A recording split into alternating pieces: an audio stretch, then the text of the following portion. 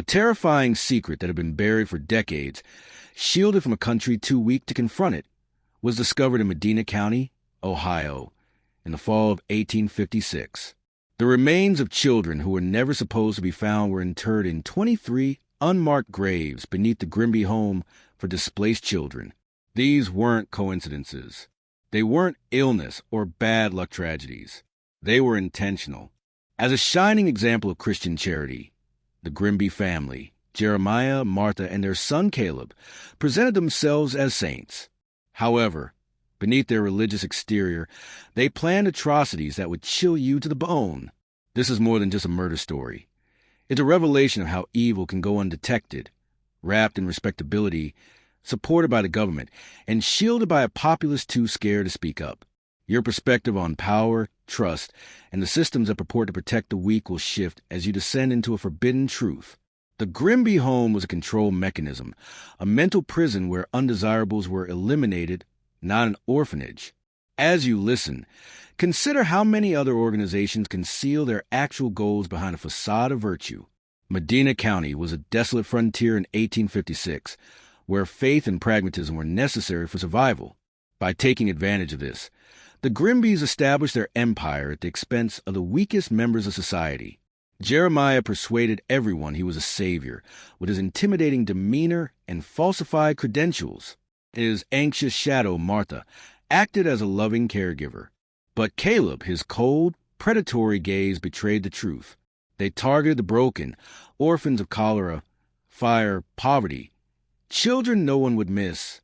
The state praised their work, funneled money their way, and turned a blind eye to the silence that enveloped their gray, fortress-like home. No laughter, no play, just an eerie stillness that should have screamed warning. This was no haven. It was a tomb. You're not just hearing a story. You're being pulled into a hidden history, one that exposes the rot beneath society's surface. The Grimbys didn't just kill. They manipulated, controlled, and erased, all while the world applauded. Stay with me, because this descent only gets darker. You're standing at the edge of a truth most people would run from. The Grimby home wasn't just a house of horrors. It was a calculated system, designed to exploit the forgotten and shield the guilty. Picture it.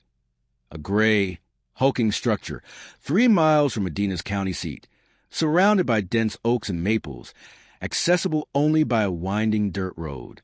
No swings, no toys, no signs of life. Just silence, thick and unnatural, like the air itself was holding its breath. Jeremiah Grimby, with a severe stare and white hair, built this place in 1851, claiming it was a sanctuary for Ohio's lost children. The state bought it, hook, line, and sinker, handing over funds and praise for his charity. But charity doesn't bury 23 bodies in secret. The Grimbys specialized in difficult children, those other orphanages rejected. Kids scarred by trauma, deformed, or defiant, shipped to them like damaged goods. They arrived broken, and the Grimbys promised to fix them, to send them west to loving families. Lies. Those children never left. Their names were erased, their stories buried with their bones. Jeremiah's credentials from Vermont? Forged. His Methodist piety? A mask. Martha, his wife, wasn't the nurturing saint she played.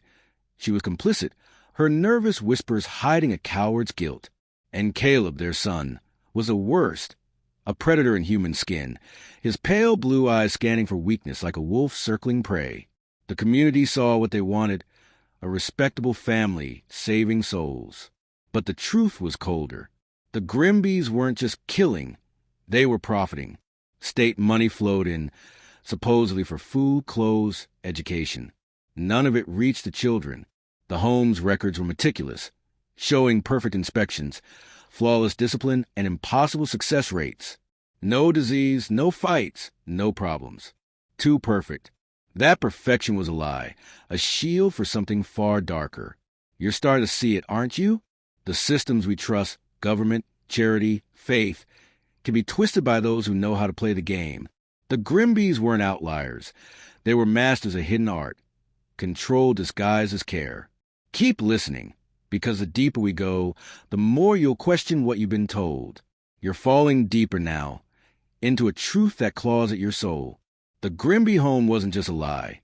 It was a psychological cage, engineered to break the spirit before the body. Imagine those children, ripped from cholera-ravaged cities or burned-out homes, arriving at a place they were told was safe.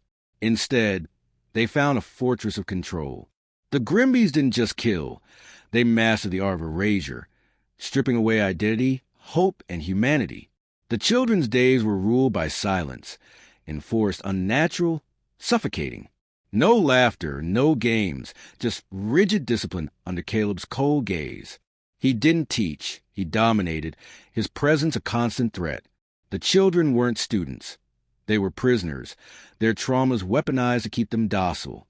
Jeremiah's sermons, delivered with icy conviction, framed suffering as salvation, twisting faith into a tool of submission. Martha's role was subtler but no less cruel. Her whispered reassurances masked indifference, lulling the children into compliance. The state's money, meant for their care, bought lime to hide their graves. Records claim 127 children were sent west to new families. But those families didn't exist. No letters, no follow-ups, just a void where lives should have been. The Grimbys exploited a brutal truth. No one cared about these kids. Society had already discarded them, making their disappearance easy to cover. Inspectors saw clean rooms and perfect ledgers, but never the same child twice. Why? Because the children's suffering was concealed behind the Grimbys' dignified exterior. They were disposable. This system of psychological destruction, intended to make the weak disappear without a trace, was more than just murder. Aren't you beginning to sense it?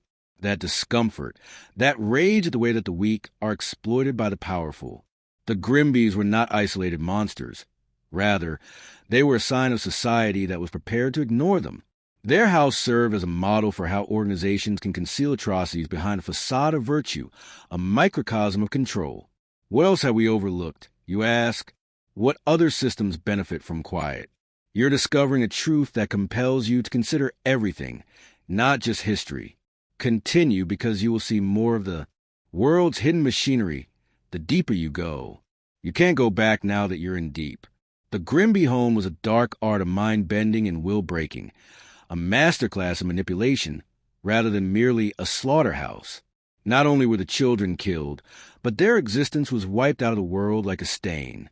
The Grimbys flourished because the system allowed them to, not because they acted alone. The leaders of Medina County gave Jeremiah power on a silver platter because they were so enamored with his fake respectability. State inspectors approved perfect reports without further investigation because they were either too busy or too complicit.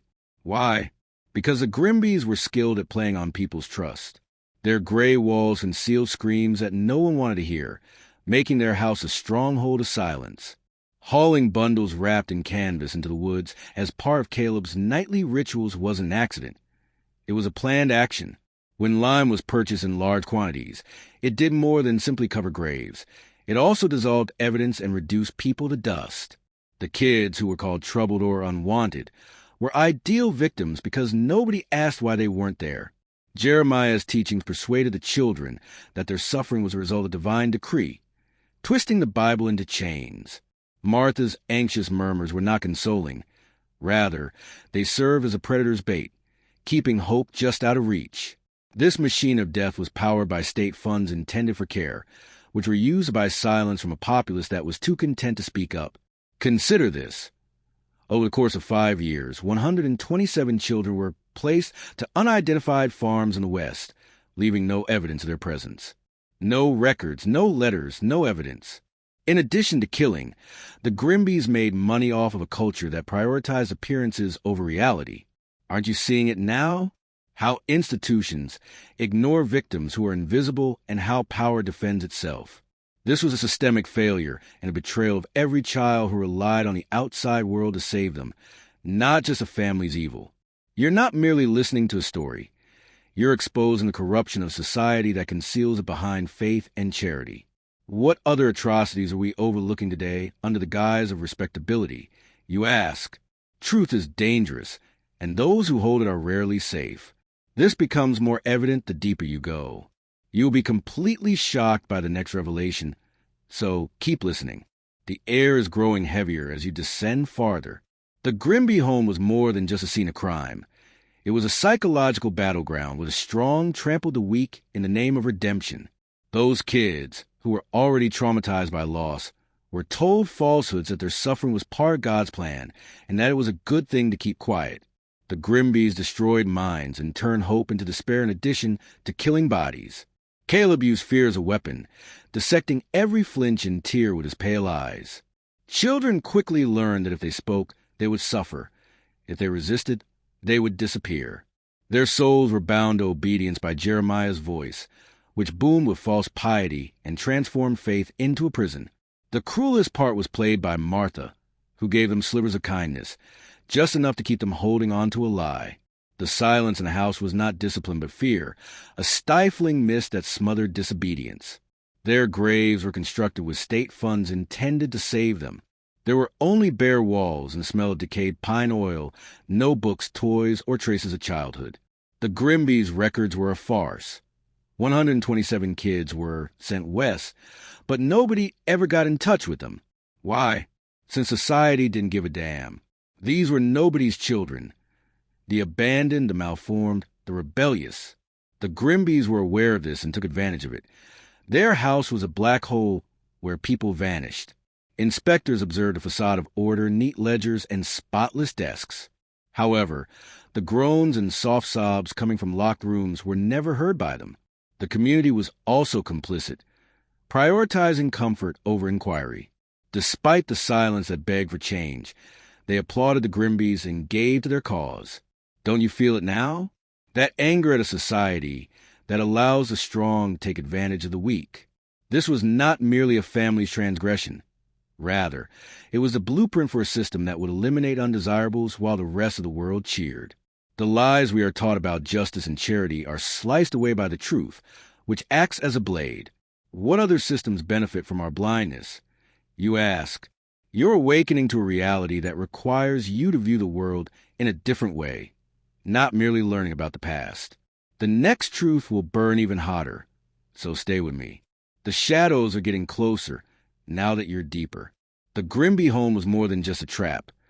It was a mirror reflecting a society that sacrifices the weak in order to preserve its delusions. These 23 graves weren't an accident. Rather, they were the result of a system based on dominance, avarice, and apathy.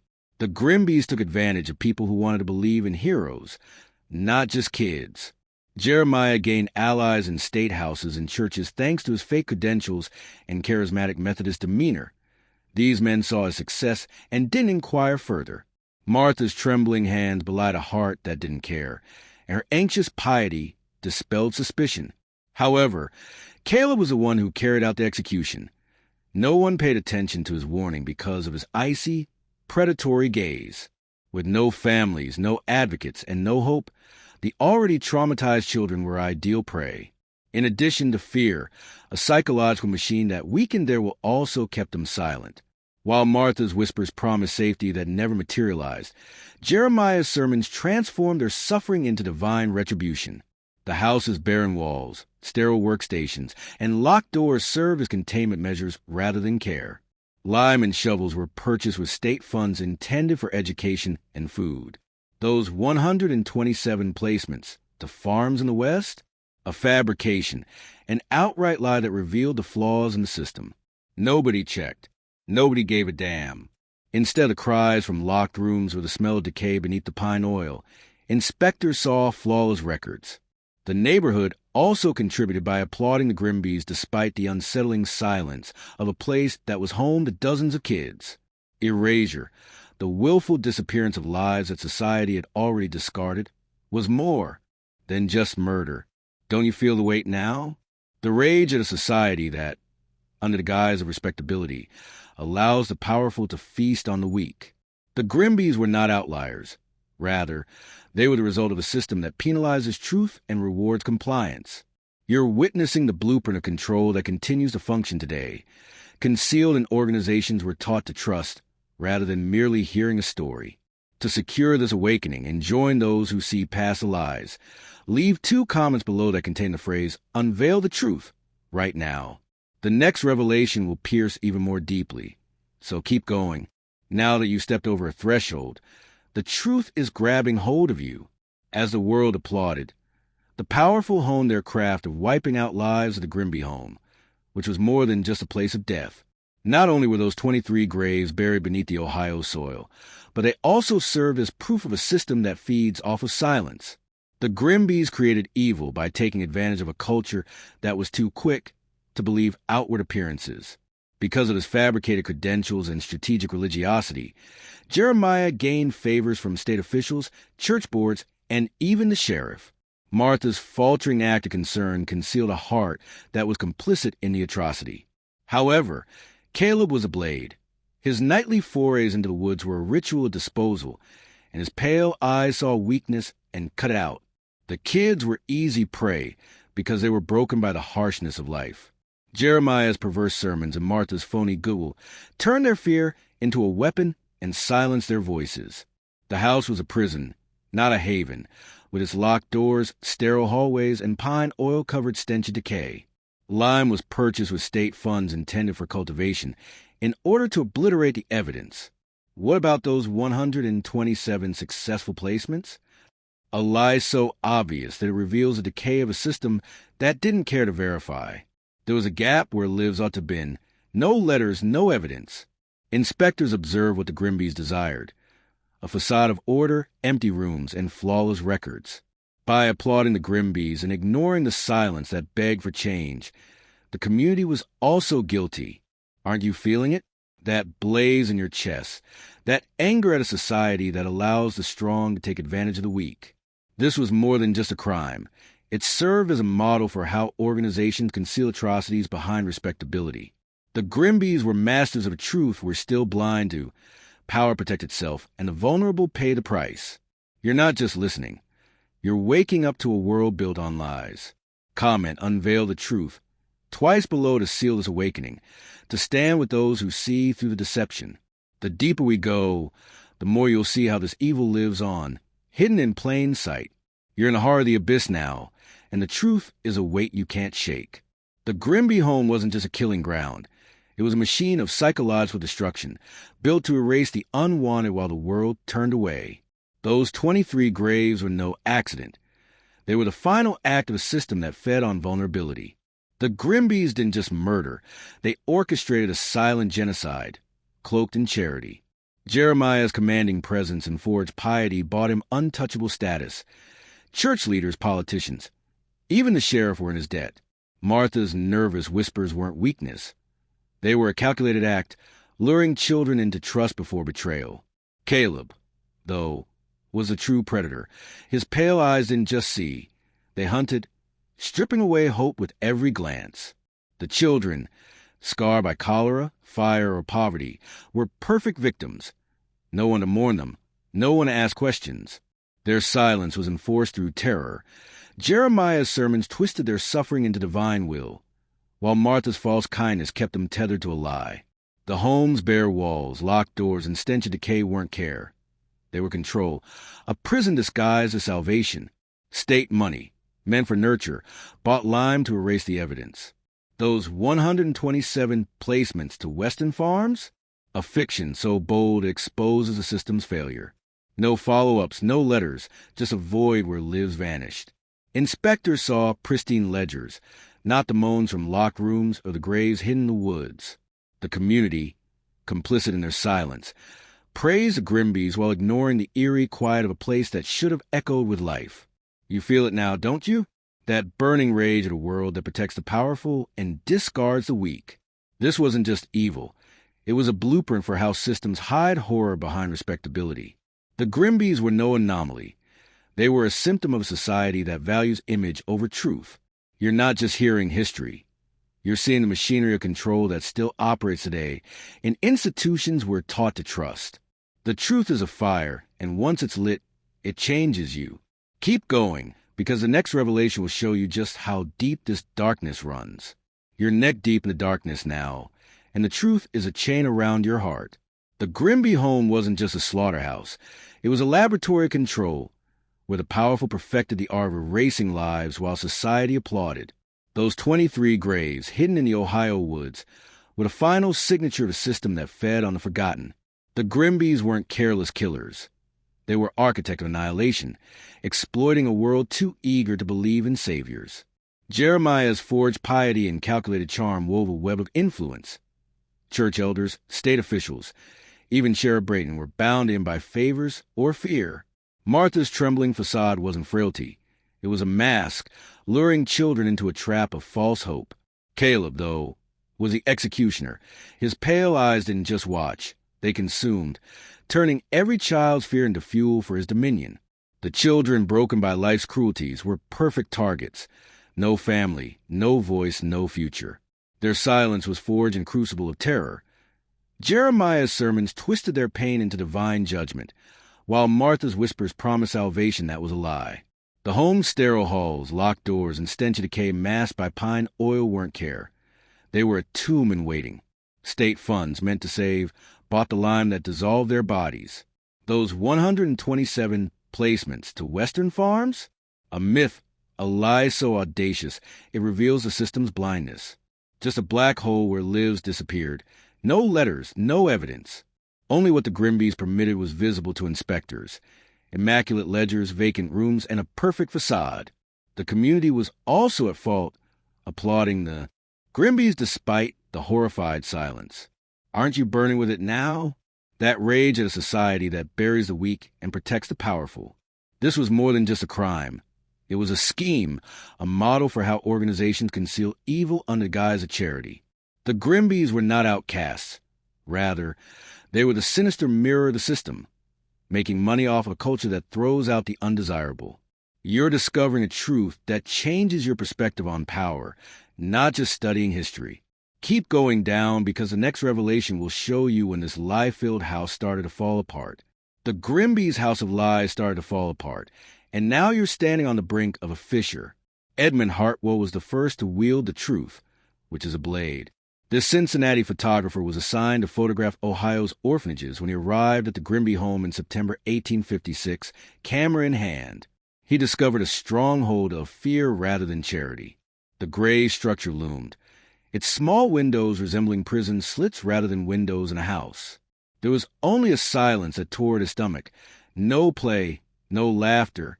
Jeremiah greeted him at the door, his stern look attempting to barricade the way. But Hartwell's official credentials pushed him through.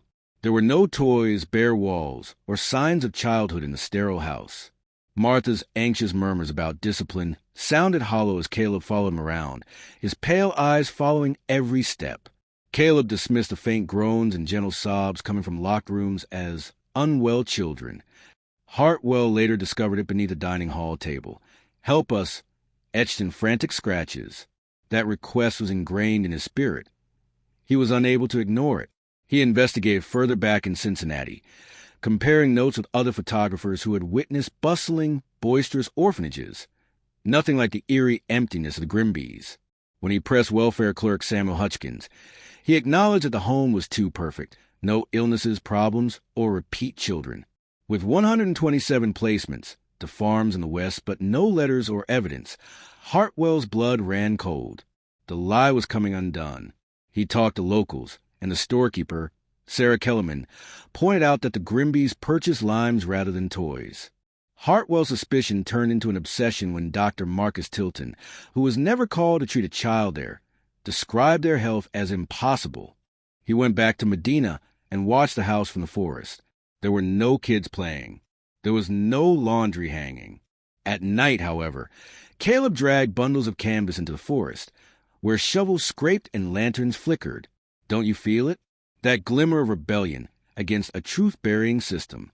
Hartwell was the first to question the Grimbys' machine, so he wasn't just a witness. You're joining him in dispelling the lies, not just listening to this. Continue because the next revelation will completely destroy the facade. You're teetering on the brink now, where the Grimbys' House of Horrors face its first real threat. Edmund Hartwell, armed with photographer's eye and a gnawing conscience, had seen too much to stay silent. It was a cry from the voiceless that demanded action, and that carved plea, "Help us," burned in his mind. In November 1856, he took his evidence to Sheriff William Braden, a man more comfortable with tax disputes than confronting evil. Hartwell exposed everything, including the carved cry, the eerie silence, the lime, the nighttime burials, and the missing children. But Bradenton balked. The Grimbys were untouchable. Jeremiah sat on church boards, influenced the sheriff's own appointment, and wielded state connections like a shield. Bradenton dismissed Hartwell as a city man with an overactive imagination, but a photographer's persistence, backed by testimony from locals like Sarah Kellerman and Dr. Marcus Tilton, forced his hand. Hartwell's 3 nights of surveillance had revealed Caleb's grim ritual. Canvas bundles, small and still, carried to the woods under covered darkness, where lanterns moved and shovels struck earth. This wasn't speculation. It was evidence of murder hidden in plain sight. Reluctantly, Braden agreed to investigate, but the Grimby's web of influence ran deep. Jeremiah's donations to churches and campaigns, Martha's charitable persona, and their perfect orphanage records had lulled the community into complicity. No one wanted to believe their pillars of virtue were monsters.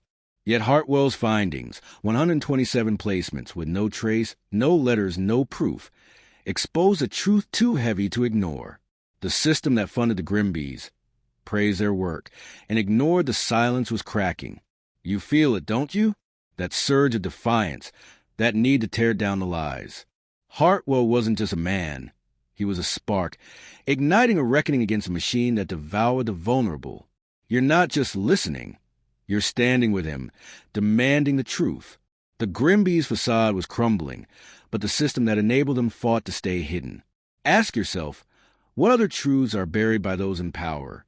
Keep descending, because the next revelation will expose the moment the graves were uncovered, and the horror became undeniable. You're at the breaking point now, where the Grimby's house of lies collapsed under the weight of its own darkness. In late November 1856, Sheriff Braden, pushed by Edmund Hartwell's relentless evidence, led a small posse to the Grimby home. The air was thick with dread as they approached the gray fortress, its silence louder than any scream. Jeremiah met them at the door, his severe gaze defiant, but Hartwell's photographs, testimonies, and the carved plea, "Help us," had forced the sheriff's hand. They demanded to search the grounds.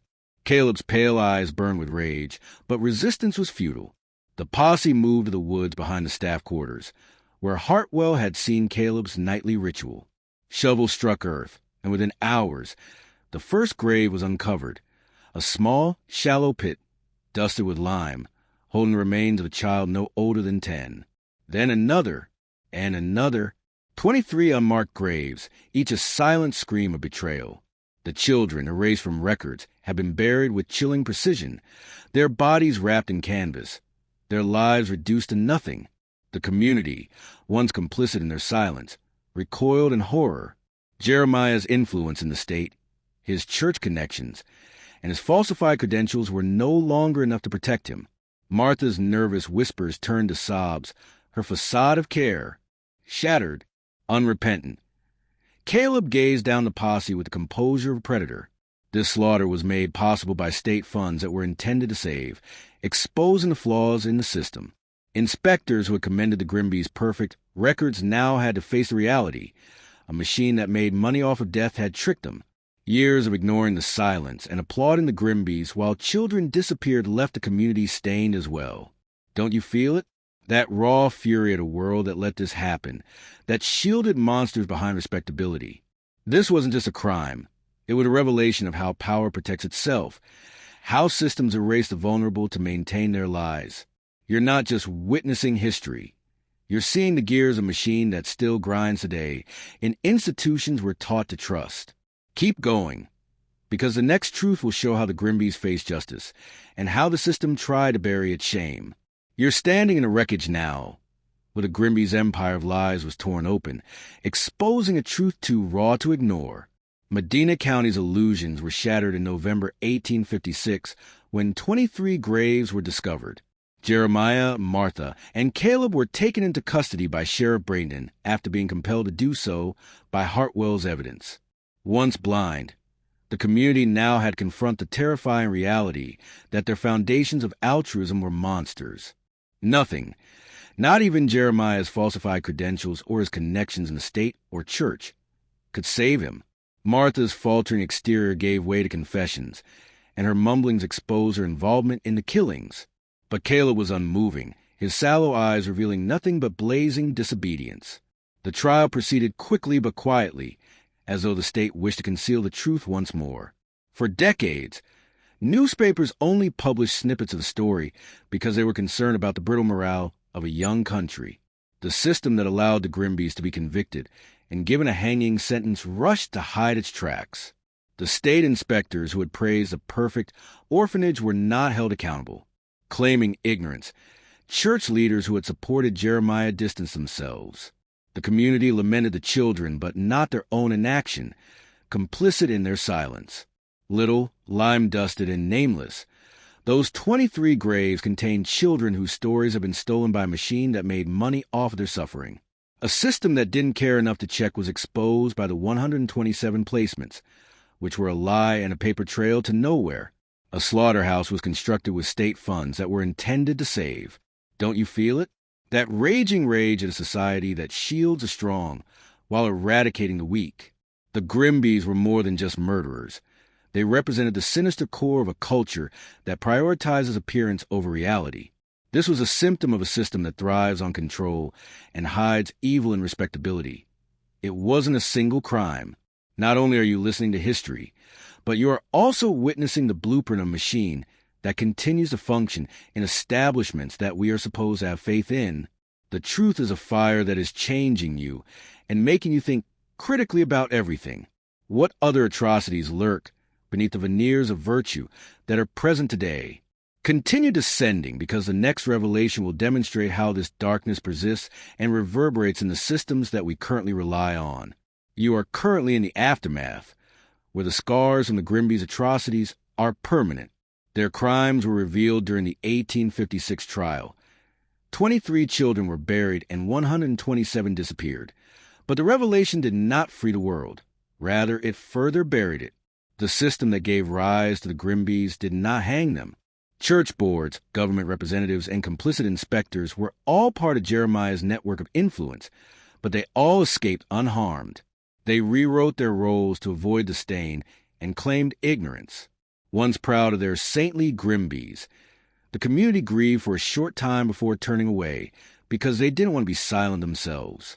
These little, anonymous graves served as a window into a culture that prioritized appearance over human life. To protect the nation's fragile ego, the state, eager to erase its shame, hushed the story.